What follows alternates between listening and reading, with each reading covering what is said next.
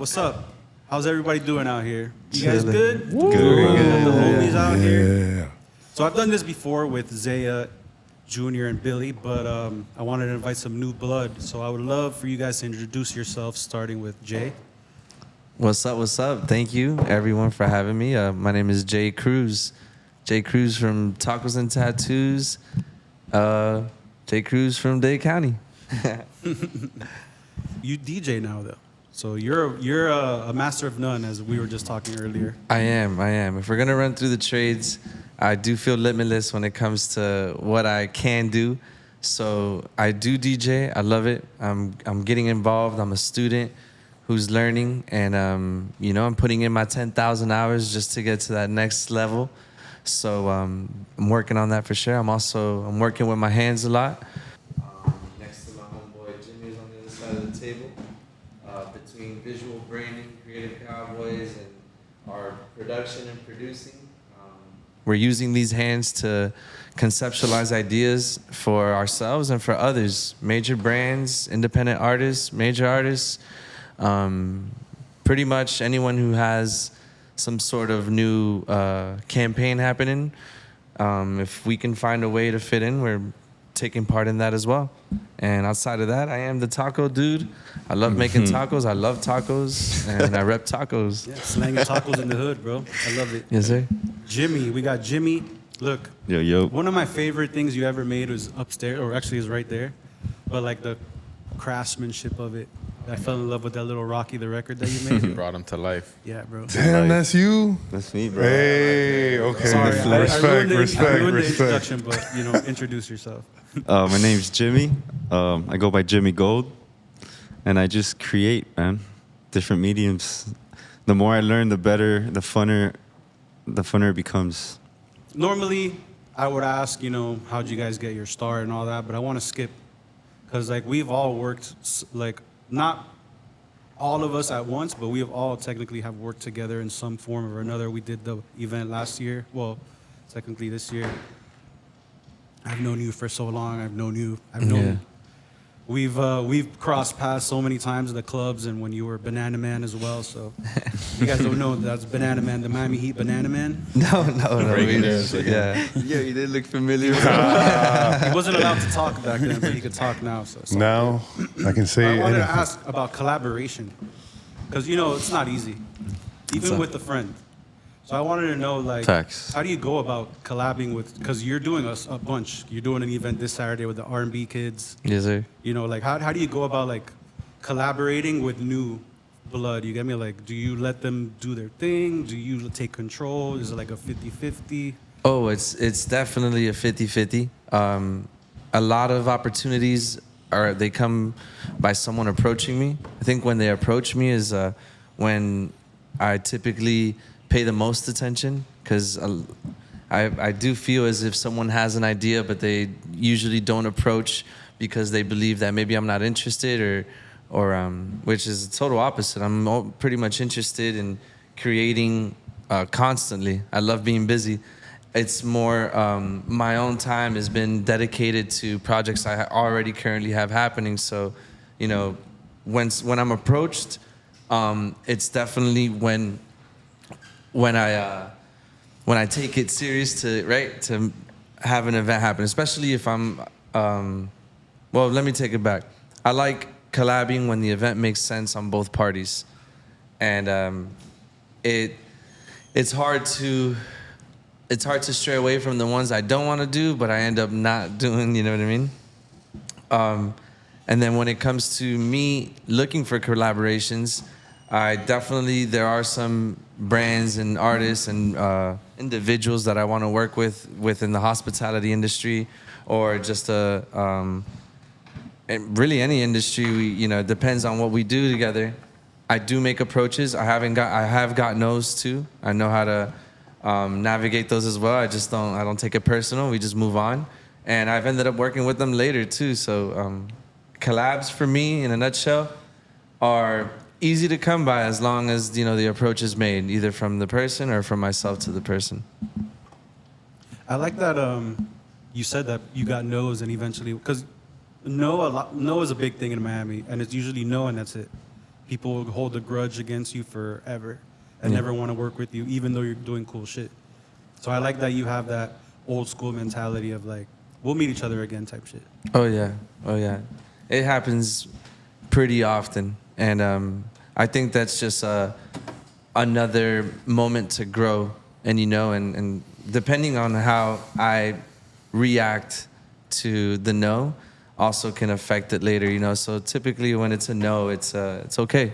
I'm ready to move forward. Now, when I give out my no's to the local public, right, where events come to me, I really try and take on most of the projects that are up and coming, because my restaurant kind of thrives on opening up the space for creating. So it's difficult to say no when it's something that it has to do with my community building in my space, And as a matter of fact, I'm grateful for it, because it shows that people who want to be involved in this industry, which is just creative altogether, want to come to me and use my home to kind of showcase that. And I think I love that, It was like a beacon for like new creators, especially Kendall. Kendall doesn't get a lot of love, and a lot of the kids out there love working within that Kendall community. So you just shed a light on a spot that anyone can go to. Absolutely. I love that. There's a renaissance in Kendall. And I want to move over to Jimmy, because you guys are collabing now, like as a team with obviously others. But how'd that go about? Because I met you recently, so I guess to me you're pretty new. So I would love to hear how that came about. I've known Jay since Boys and Girls Club days, flag football, 125 club. But recently, like 6 months ago, you guys got into this space 6 months ago, right? Like 6 months ago, or in the beginning of the year, he had a warehouse pretty much the same size as this. One day I saw it, it was, un poquito tirado. It wasn't suited up to either work there. It was a storage unit. I just had a little, we were smoking, we were chilling, had a little light bulb moment for some reason, it just pops up. I'm like, yo, what if I ransack your warehouse, clean it up, and then we just cook up in there? I'll pay you a monthly fee, whatever it is, and at least I have space, because my house was getting crazy. All these years I've worked out of my garage, and I've had a 12-foot by 4-foot table in there. I've had machines. I have workout equipment, the space was already telling me to leave. I was already rubbing elbows with the space. So that came about, and then ever since we got in there, it's just natural collaboration with Jay. He likes to get his hands dirty. I have work that requires that, and sometimes a little bit more than what we think. But ever since then, it's just been flow, we're just on a river. I think that chemistry, and just to piggyback there, getting my hands dirty is something that I'm just used to. Mm-hmm. These calluses, they've got years on them. We built these restaurants with these hands, and we did several projects within the restaurant before that.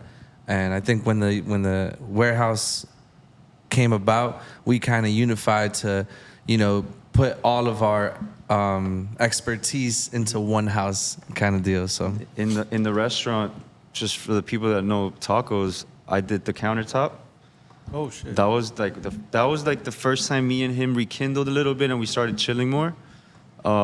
We did the stripes on top of the bar too. That's already 5 years old. Huh? That's got 5 years on it already. Yeah. And the sign that says "Cooking with Heat," I made that too. And then all the little cutouts. You see the restaurant with logos and stuff. That's just collectibles from a bunch of different collaborations that we've done. That's dope. I didn't know that you did the countertop. That's dope. Yeah, that was crazy. We poured on site, flipped each counter. 800-pound, 1,000-pound countertop. Dude, it was crazy. 600-pound It was table. 15 people or 12 people carrying that Sweating, screaming at each other. Don't drop it. Oh, move back. Oh, yo. And there was some decisions made on the spot, some improvised decisions. Yeah. We grabbed the silicone mats and we pressed them into the counter. Yeah. So we made molds essentially for later on when you'd operate the bar or when you work the bar. The silicone mats actually slid into their pockets rather than just float on top of the bar. So it kind of gave the bar, a sleek. That was impromptu too. It was just We also put live wood. That was Live another one of wood. your ideas.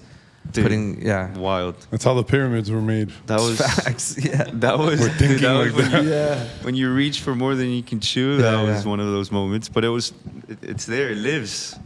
It does. That'll survive an apocalypse, bro. That countertop. I swear to God. Billy, what about you? Because you know, it's a lot of us are masters of none. You're a master of your craft, like legit. Yeah. You've done the work. You've done the work to Sometimes- become one. I think Sometimes, yeah. you're in your tenure. What they say, like to teachers and shit. Like you're a chef.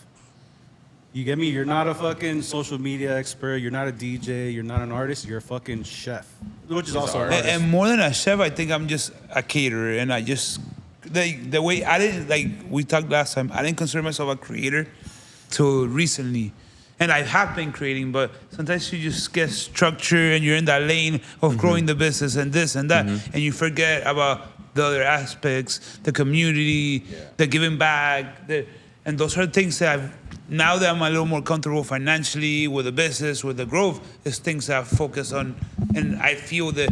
But at no point do I consider myself a master or anything. I just like doing what I like, and I do things I want to do, and I cook food I want to eat, and that's what I do. At the end of the day, It's a that's piece of like- yourself. Yeah, How do you Amazing. take collabing as a? I love collabing, and then most of the time, and I, probably Jay, you really don't even make money collabing. No. But it's just I'd say to stay relevant, to do something cool, to just keep growing. And like if I do something with you, you're gonna bring your people. I'm gonna bring my people. Those people are gonna meet. In That's it. between just that, there's people networking and there's things creating that doesn't have to even do with you and me, but we created that. Yeah, that moment, Yeah. absolutely. That moment, and that things like that are dope. And people seeing each other, they haven't seen each other in 10 years, but because they're friends with you and they're friends with me, they see each other there and things like that. It's Yeah. dope. Food is one of Absolutely. those things we all have in common. That organic network, like you said. Bro, food, aromas, and music. Things that like you could taste something, you could hear something, you could smell something, and they'll take you right back to the spot, like nothing else. Like the other day, I was talking to Gabe that works with me, and Alejandro Sanz came up, Corazón Partido, and I remember exactly because my mom used to love that. So I remember exactly the first time I heard that fucking song. I was driving over on the way here, and I told Jimmy, I was like, "Damn, I need to hear this song." I don't know why it hit me. I was like, I need to go back to this Travis fucking mixtape that he re-released on Apple Music. Oh yeah, the road yeah. to Bird Trap or whatever. Rodeo, yeah, to yeah. Rodeo, yeah. And I just had to fucking go and listen to a specific track just to kind of like, I don't know, set the mood for getting over here, you know? And I was telling him mid-track, like, damn, I'm getting chills. Like, this is the moment that I remember quitting my job at Burger and Beer Joint in Brickell to, you know, pursue what I was gonna do now. And people probably telling you Tacos you're and stuff. crazy, that you're an idiot, like, Yeah. probably, Oh, yeah, right? yeah, Like, yeah. the people Yeah. you were working, your manager didn't understand that shit. Nope, Like, nope, people, nope, like, nope. people look at you and they probably see you like, this guy's a fucking idiot. Yeah, and But especially in food and anything. They're projecting themselves on no you. one thought, Because they don't have they the can't- balls. yeah, they can't They do can it. do it because they don't have the balls. They don't even and wanna they could- try. And you know what? anybody. They could probably do it. Yep. They just don't have the That just- one thing, yeah, the that one- balls, just- the it Yeah. thing to. Because I don't think I'm To special, go over the bro. hump. I don't think I'm special. I think I'm just like to do what I do and I do it. And Roll I with think the people punches. just could do. I think that's what everything. makes you special, though. Having the that- balls, but at the end of the day, that's what I'm saying. I feel that anybody could do. Of course, I'm not gonna go and dunk. Because I can't go fry or I can't go swim with fucking Michael Phelps. There's things that you can't do, but you could definitely find a niche and do something cool, and like you don't have to work that 9 to 5, be a miserable fucking corporate slave. And people like that. Do it. Be the best fucking corporate slave. They Yeah, know but that in like the that, back of their but dude- mind, which is why they project that. Yeah, They're and like, damn, and this then guy like, said, fuck, hey, I'm gonna do it. multiple Like, chefs damn. told me, bro, you're not gonna make money. You're not gonna like. They're not even chefs anymore. Yeah. Yeah. Things like that. You know how many people I know that went to culinary school, did this, follow the path, and now they drive Uber? And I'm not knocking them down, but like, you didn't do it. But and they You were didn't do knocking it. you down. And they were knocking me down. The entire time. Because and while you you were had hustling a and little balls to everything. think different. Yep. Like, who would have told you that you were going to get here 10 years? Probably few people believed in you. Very Yeah. few at the beginning. I remember the day that Jay told me he was gonna open a restaurant. It was in my backyard. He told us, me and my brother, and like, bro, there's a lot of people saying a lot of things all the time. You know what I'm saying? So when he did it, I was like, yo, you did it, bro. Like, you opened the restaurant, you said it, and you did it. And that, as a kid, that's huge because everybody has ideas. And I like, I was the 22. sticker says just do shit. No, a lot of people at this just point, don't do you just shit. gotta be realistic and execute and go. And I asked a lot of questions, you know, and No, and it's not that he did it; he's still doing it. yeah. Yeah. Which Facts. is a And no, key factor about that. Papo, Thank you. 10 years in the restaurant industry, It's the unheard of, percentages really. are fucking Yeah. 10%. No, Yeah, but- surviving Yeah. this has been But he's just not- as hard as pandemic. I think, like his name says in the restaurant, like, I don't think he's selling mostly tacos. He's selling culture. You know what I'm saying? Facts. Community. Like Community, Nike. They're not culture. selling apparel. They're selling A lifestyle, bro. yeah, story. Like, just do it. You know what I'm saying? And then what do you use to do it? You wear the shit. But what's crazy is like when you think back, like going the traditional route, like it's traditionally in our head, like, oh, that sounds safe and comfortable. But now after doing it for 10 years, it's almost like, bro, it's actually the opposite. Like you're almost like if you just work a 9 to 5 or work for somebody, not that there's anything wrong with it, but you're relying on someone. Like, and Yeah. it's not the thing that you love. So imagine how hard you would work if it was your thing. Of course, yeah. So it's like it only makes sense to do the thing you love because like you're gonna be there more longevity Absolutely. Absolutely. than relying on someone that literally you could work for a company in 20 years, which happens all the time, and then they Gone. lay you off, yeah. and then what do you do? And you're capped. And you're capped. Not You only, can never. not only financially creative with your time. At the end of the day, the most important thing in this world is time. That's Yeah. the least thing we have. Because money, you could fucking win the lotto tomorrow. You have $500 million in the bank account, and fuck it, you didn't deserve it. You didn't do anything. You just bought a fucking ticket. That was luck. But time, health, and time. That's the only thing you can't get back. Yeah, that's facts. I do feel limitless too. Now that you know, I still feel like it's all surreal. The restaurant, the experiences I've had these last couple years. Actually, my entire fucking life feels like a movie, you know. And that's why I can comfortably say that when I want to move into a new field, I take it just as serious as I did when I opened up the restaurant, you know. And when it comes into DJing is a great one because you know it's something that I kind of took serious about a year ago, and I stopped telling myself, you know, a little more than a year ago, I stopped telling myself like, you know, I'm gonna do this later. But I had preached to my family and my wife and most of my closest friends that I was gonna take this serious in my 30s, and I was gonna, you know, fulfill this new void or this void that was in me for just exploring sounds and playing them publicly, you know, and learning. And it's been a journey. And just like DJing, that next step in my life, when it comes to what's next, is gonna be just as serious, you know, and that's gonna be in the more. But Go with ahead. everything you've done in 10 years, you're not scared for the next step. Yeah, At the end yeah. of the day, and it happens, you know what? It's exciting. And you know now, the worst case scenario, fuck, I'll close it. I'll start doing something else. I'll learn something. But at the end of the day, if you go with fear and saying, I can't do it, You can't. because you had struggles in 10 years. It wasn't that you opened the restaurant, it was an overnight success. You had support, you did good. But how many headaches, how many things you still have to this day? Oh, it's endless. And it's made you It's- strong, and that's why you feel that you could do anything, because you've gone through all those trials and tribulations, and you're like, Yeah. fuck it. It's a 50-50, you know? Successful today and you struggle tomorrow. But then you're successful the next one. You know, it's a good balance. It's a good give and take. But at this stage, I tell you, who you believe in? You believe in yourself. You Oh, wake yeah. up next day, hey, if you lose tomorrow, everything you have today, you have $0. You're fucking scared for the next dollar, but you know you can make it. Oh, yeah. And not many people have that. It's reputation, 100%. man. Reputation is worth a lot. And not everybody has a boss, and that